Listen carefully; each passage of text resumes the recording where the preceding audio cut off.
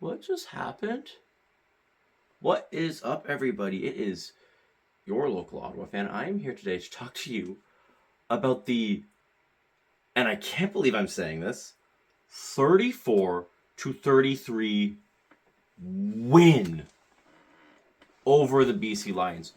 This game was over. Like, for all intents and purposes, this game was done. They had us dead to rights. And then we pulled off a miracle. A genuine miracle. Sometimes I go into a video and I kind of have an idea of what the title is going to be. Going into this game, I was very, very certain, very confident it's going to be one of two things. I was like, if we win, it'll probably be what are we? And if we lose, it'll be what we are. Because I'm like, okay, well, if we lose, like, that's it, 3-9. That clearly exposes the exact kind of team that we are, a team that can't win. It would be another game where our problems are at the forefront. And if we lose, our problems are at the forefront and it'd be obvious and it'd be highlighted. And if we win, well, then it would be another one of those, okay, well, 1-4, you lost 8. Like, you've lost twice as many as you've won, but you've stuck around in quite a few of those 8 losses. Like, what is this team? And I have no choice but to call this Crumback 2. Like, come on. And also, that answered my question. Crumback 2 answered my question, what this team is. This is a second half team. Now, that can be good, but it can also be really bad. We have been down by 3 scores in the past 4 games now. 4 straight games where we've been down by a minimum. Or no, minimum in every game. At some point, we were down by 3 scores. 3 scores. 3 times we battled our way back to tie the game at some point. And of those 3 times, 2 of them we did end up winning. But that's still not good. Like, I'd rather us just, not have a 3-score hole that we need to dig ourselves out of. We've gone, I think, now 5 or 6 games with a grand total. All of those games combined for 1 point in the first quarter. 1 point in the first quarter. It is very hard to win football games when you do not score in the first quarter, when you do not score in the first half, when your opponent is running circles around you in the first half. I was at this game and I met a buddy at halftime, and I jokingly said, well, we're only down 10, so we actually have them right where we want them. Normally we're down by like 17 at this point. I guess I was right in a funny way. Could you imagine if this team just played a full 60 minutes, a full 4 quarters? We would be a really good team. We would be a formidable threat. Dustin Crum, I thought his first half was not good. I thought it was just terrible. And I thought his second half was amazing. I look at his numbers. I got his numbers here. And, I'm comparing it to Nathan Rourke. Nathan Rourke, 22 completions on 32 attempts for 284 yards, 1 touchdown pass, and 2 interceptions. Dustin Crum went 24 completions across 32 attempts. So, same amount of attempts, 2 more completions. 301 passing yards, 1 touchdown, 0 interceptions, not a single pick. And I can remember 3 seasons ago, just 2 seasons ago, 2 seasons specifically, he did not keep the ball. He gave us a lot of arm punts. And I have to say, he's objectively gotten so much better, but where was that in the first half? And look, there's still stuff, right? I hate seeing so many drives start with these pitiful little runs that get 2 yards, 3 yards at most, and it's so predictable, and you see it coming. Like, when the play starts, you can see that, oh, this is a run. And it's why are we starting every drive like this? Mix it up, use all the tools. That is something that Crum is good at. He, 1, 2, 3, 4, 5, 6, 7, 8 different receivers got receptions tonight. That's good. 15 yards minimum. 8 players at a minimum of 15 yards. He uses all the tools available to him. I love that. You want a quarterback like that. You want a quarterback where you don't know where they're going to strike next. But I'd love the quarterback that does that for 4 quarters. Now, I still think that Drew Brown is the guy. If he's like 100% to go next week, I don't think you keep Crum in just because he played good today. And he did play good today. You know, I do think you still stick with Drew Brown, but I can understand it being tempting to go with the hot hand. Yet at the same time, I just don't think we should, because what hot hand? How many times do we need to rally? Do we need to just come back only for none of that to matter at the start of the next game? Like, this is my thing. We are facing BC next week in BC. We should come out the gates firing on all cylinders. We just stormed back. It was an impossible task to win this game. After the turnover on downs, that was it. Good night. Lights out. Look how I'm dressed. Blackout. Normally I have the red jersey on, right? But it was blackout night. This is what I wore. And that's what it was. It was blackout. Lights out. Good night. And by some miracle, they won. This should give you all the momentum in the world, all the energy in the world. And you're facing the exact same team, and you know that they are pissed. You know that you are going to feel great on that very long plane ride to BC. And BC, they're going to be sick. Every last one of them is going to be sick to their stomach. The whole plane ride, they are going to be sick to their stomach that they lost this game, and they're going to come out with a vengeance next game. Are you going to respond? Are you going to be up to the task, up to the challenge? Are you going to take all the good things we did in this second half? This second half, we scored, I kid you not, 31 points. 13 points in the third quarter, 18 points in the fourth quarter alone to win the game.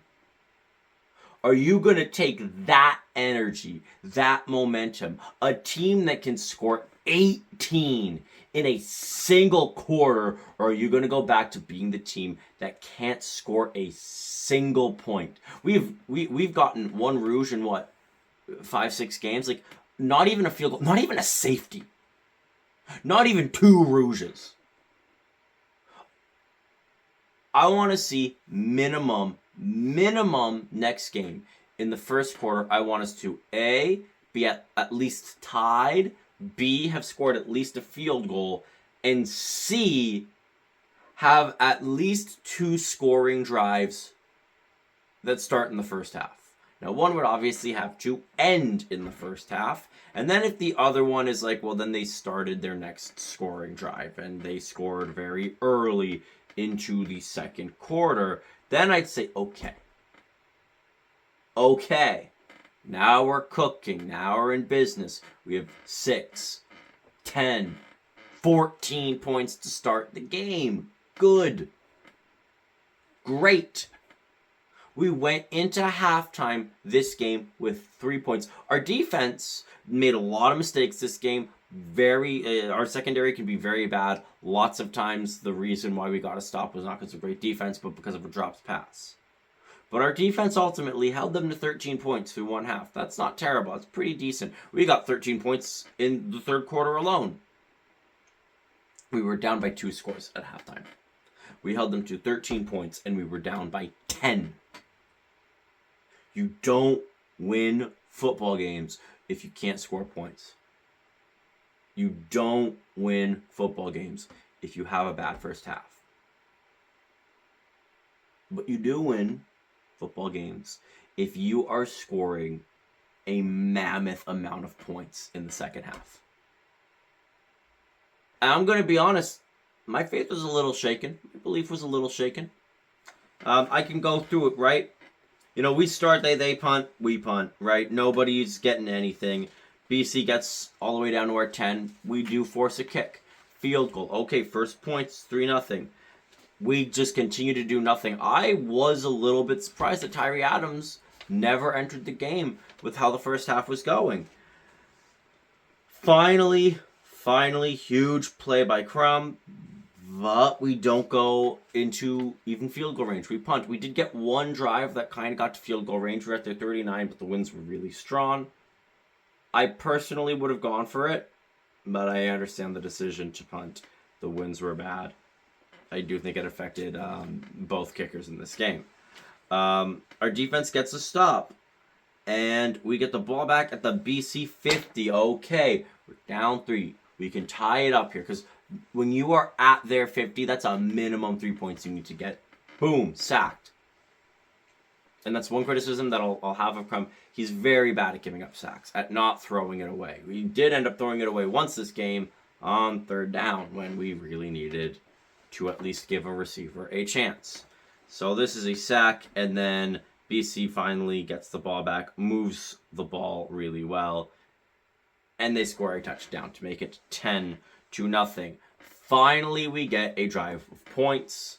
We move down the field. We get into field goal range. We kick a field goal, 10-3. And I'm thinking, okay, if you can go into halftime down a score, maybe there's hope. But nope. We give up the 3. And I was getting there a little doubtful. I'm like, are we going to see the second half Red Blacks? Well, second half starts not so great. We have to punt. We don't get much. But then BC, a huge hit. The ball gets tipped up, and the defender comes down with the interception. Ottawa ball at the BC 5-yard line. Boom. Next play. Williams stand back. Touchdown. Ottawa's back in it. It's 13-10. Just don't give up a touchdown. And it's a 1-score game. We give up a touchdown immediately. Wide open. A secondary just leaves them wide open. It's like a 50-yard touchdown, and he walked in. Right back to being down 10, 20-10. Okay. Well, what do we do on 1st and 15? Do we do a little weak run? We do. Okay. Great. And we punt, and they go to the end zone. 27-10. And I'm like, all right. It was fun to be within 3 points for like a second there. And I was saying to my friends, just watch. They're going to make it close. They always do this. They go down by a huge deficit, and then they close in. And they make it close. And it makes it hard to justify changes, because you were this close to winning. You're this close, but you never actually do it. And at the end of the day, a win is a win, and a loss is a loss. And we were losing the same way over and over and over again. 27-10. Oh boy, would you look at that? We get a touchdown. Crum scrambles. He's great when he scrambles. There are times I'm like, just make the dude a running back. Like, he's got some legs, and he knows how to take a hit. Look, he kind of got beat around this game, and he was just fine. He can take a hit, and he can take a touchdown into the end zone to make it a 11-point game. Because the extra point is missed. Like I said, wind. I want to blame the wind. I don't know if that really is what it was. But in either case, we have a touchdown. We're back to within 2 scores. What happens? What's the response? I'll tell you what the response is. They move the ball downfield. They kick a field goal to make it 30-16. I mean, hey, at least it's still 2 scores, but this is pretty dire straits. We get down the field and have to kick a field goal of our own. We are still down 11. Finally, we got to stop. Finally, our offense puts together another great drive, and Dustin Crum uses his legs, gets into the end zone. Touchdown. 30-27. About 7 minutes left. Get a stop. Get the ball back. Don't allow points on the board. We allow points on the board. BC moves the ball. They kick a field goal. It's 33-27. Not much time left. Ottawa's got to get moving. And then our drive stalls out thanks to a sack, a penalty, and the ball being thrown away. Penalties, I saw quite a few undisciplined, unnecessary penalties from the Red Blacks. I don't like to see that, especially because it's been a reoccurring theme. But I will say, and look, I got the penalties here. The penalties weren't as bad as I've seen them before. In fact, BC took a majority. They had 9 penalties for 105 yards. We had 5 for 65. So while there were some penalties that I was rolling my eyes at from the Red Blacks, I can't be too critical. This isn't the worst. 105 yards? Now that's pretty bad. In a game where you lose by literally 1, you're going to wish you had some of those penalties back. But yeah, we take a penalty.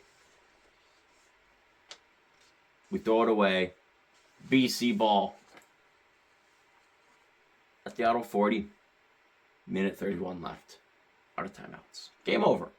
Like, game over. Even if you don't get the first down, you have Sean White just kick the field goal and put us out of our misery. Because you'll be up 9.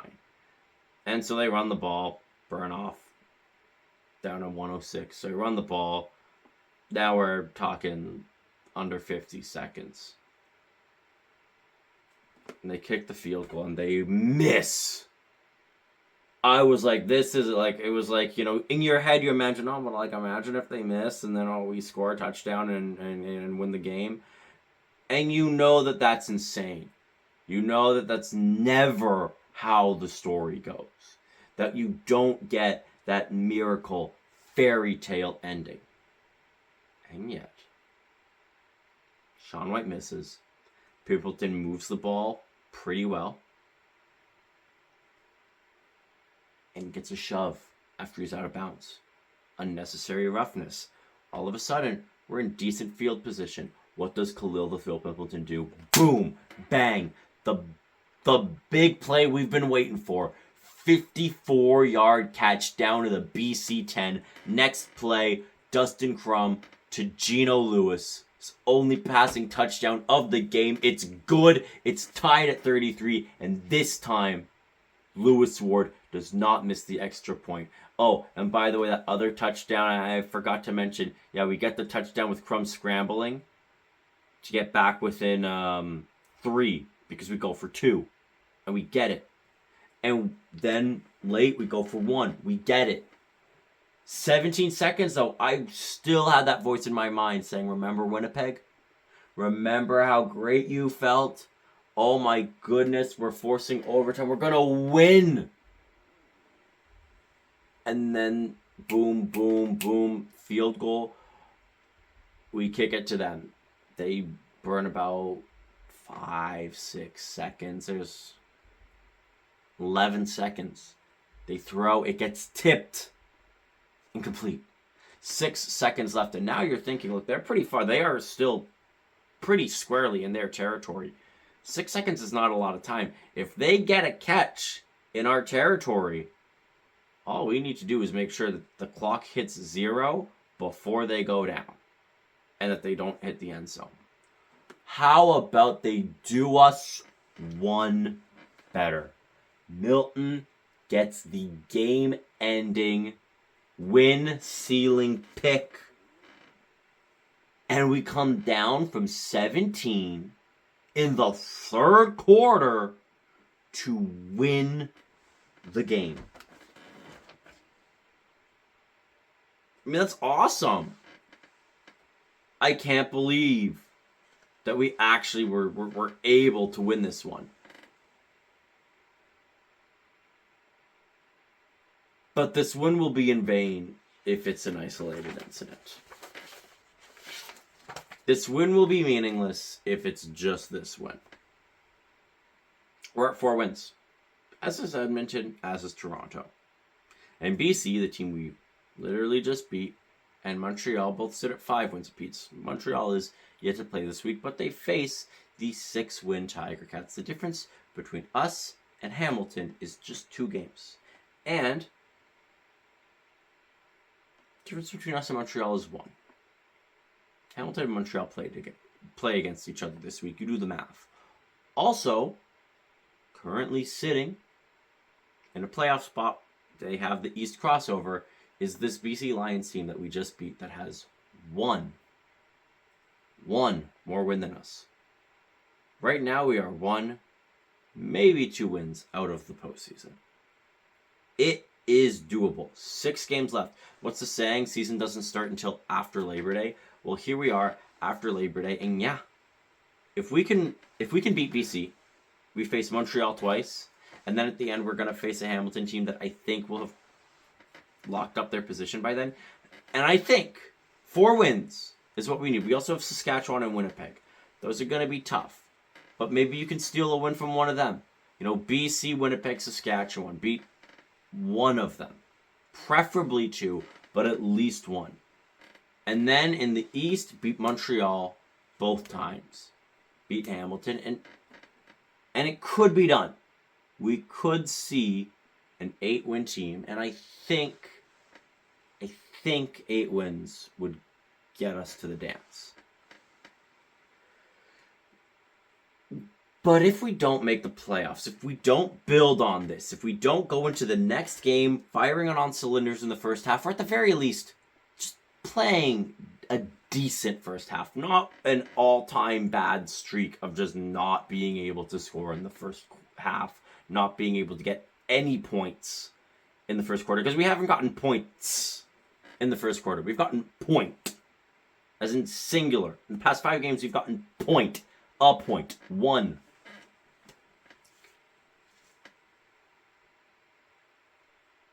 If you build on this, if you start scoring in the first quarter, in the first half, you play a full 60 minutes, and you make the playoffs, then we've achieved the goal. But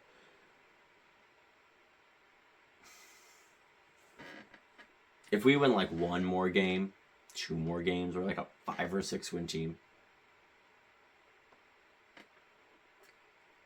this is the kind of game that staff can use to stick around. And I think it needs to be made clear. Playoffs are bust this year. I know we made it last year. Same thing this year. If we don't make it, people got to be gone.